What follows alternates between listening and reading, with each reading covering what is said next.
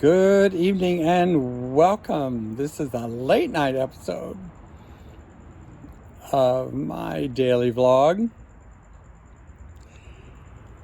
I have been thinking today about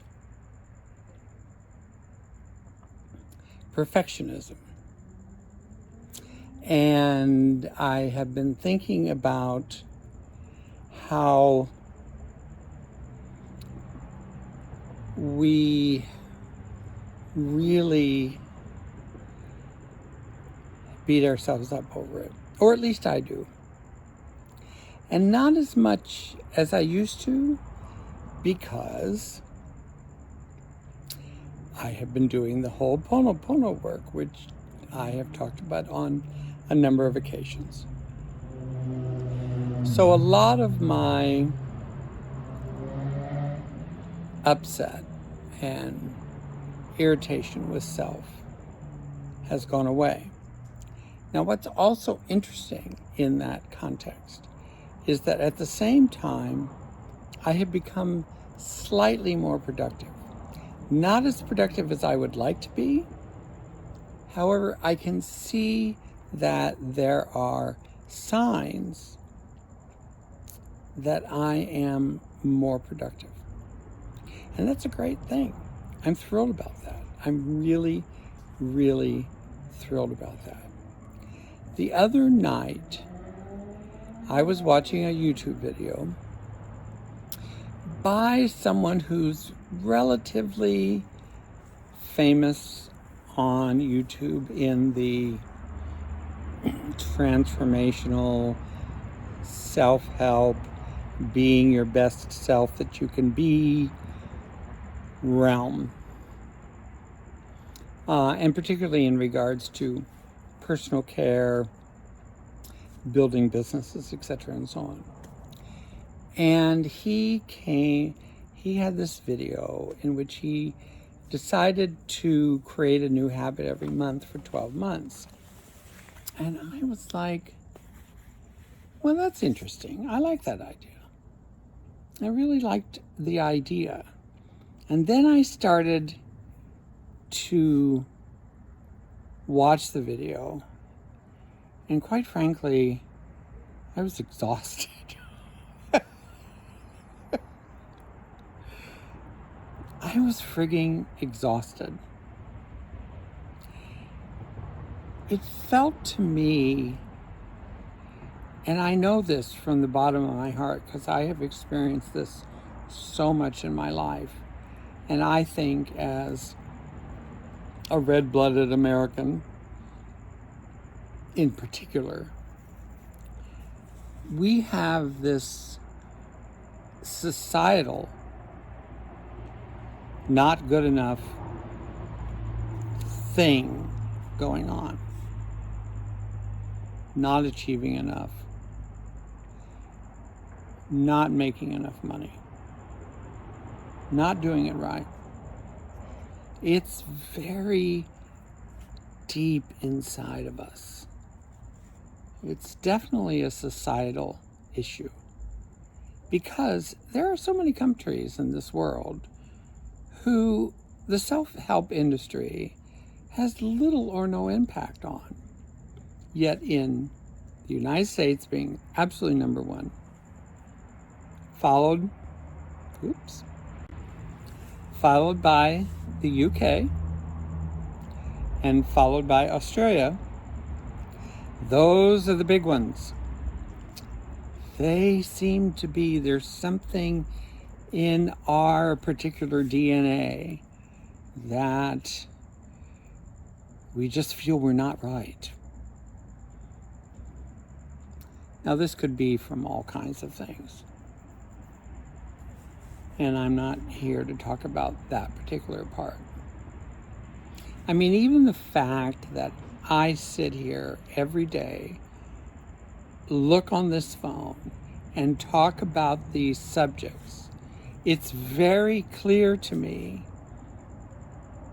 and that I,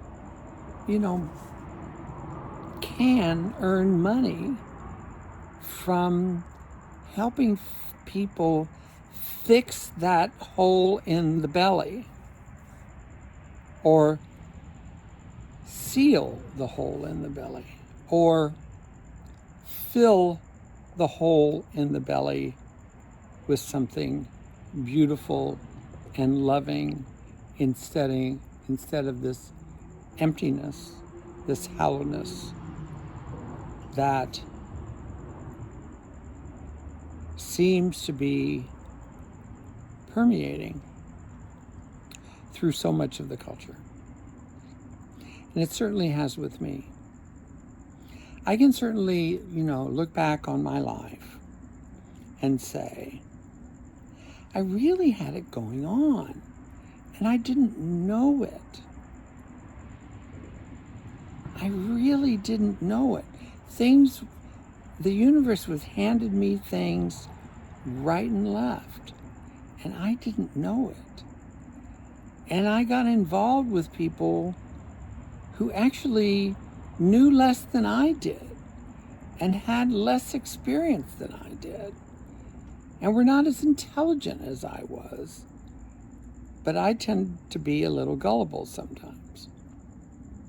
And it's gotten me into trouble. It's definitely gotten me into trouble over the years.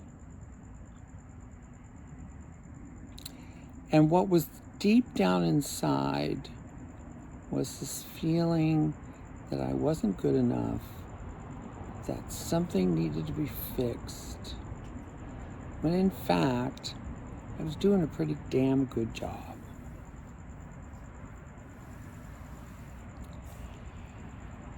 So here we are, enlightened in our 60s. Cool. There is no timeline, which is why I kind of objected ultimately to when I was watching this video about creating a new habit every month. It's like, oh, Jesus Christ.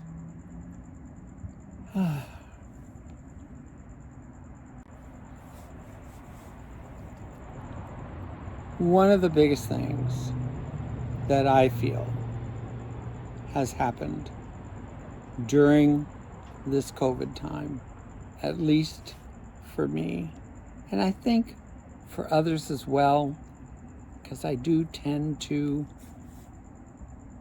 pick up on trends. People are, and I'll just talk about myself. I've learned how to be. I've learned how to be. I've noticed that I'm pretty attention deficit. And I work on that every day to lessen it. But I'm not also too beating myself up over it, and I'm certainly not creating a new habit every day. Every month. Now, my hat is off to anybody who can do that. Don't get me wrong. But it feels so much like I'm doing something to fix. That's something I am inherently wrong. I am inherently wrong.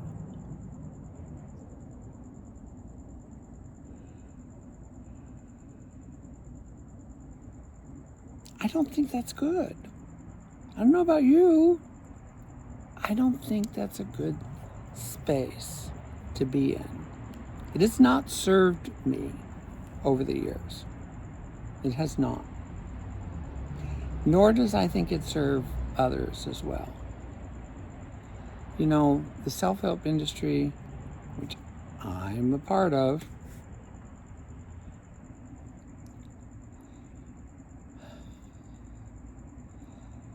it's just exhausting. It's just exhausting. And People say, write a book. Well, I could write a book, but I could do the book in 10 pages. I could do the whole book in 10 pages. Now, the thing about writing a book is that it's an infomercial.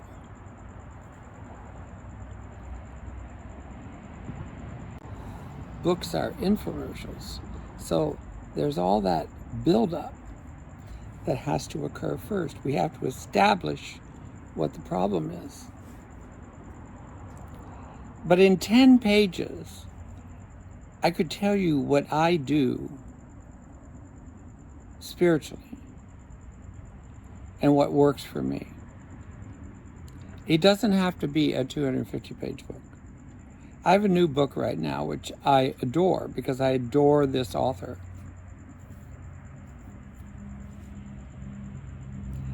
It's almost 500 pages. And it's good. Don't get me wrong. But simplicity, just being, just showing up and enjoying life and attempting to be of service in whatever capacity. We don't all have to be spiritual giants. We don't all have to be wealthy.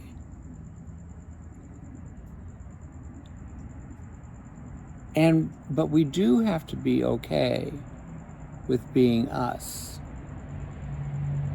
And that, I think, is the biggest challenge of the self-help industry, is the fact that it absolutely, categorically, the underlying point, the real underlying point is, you are not good enough.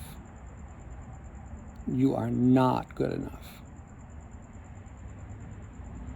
And this is how we're going to fix it. And if there's anything that I have done over the last several months, is say, you know what, Mark? You're absolutely good enough. And you're doing the best you can. And it's not perfect. In fact, many times it's pretty pathetic in comparison to other people. But in comparison to myself, to a comparison of where I've come from, it's pretty damn good. And what I hope out of this video and all the other videos that I talk about, I hope that you find a bit of just being, a bit, just even a bit of just being. Being okay. Wouldn't that be something? Just to be okay.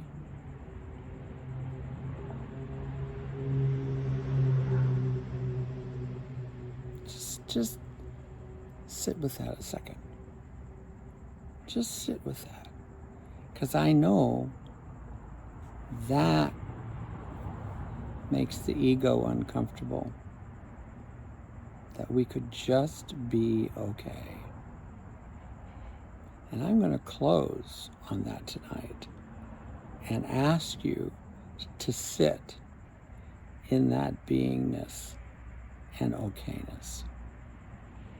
Thank you so much for listening. Merci beaucoup. Bonne nuit.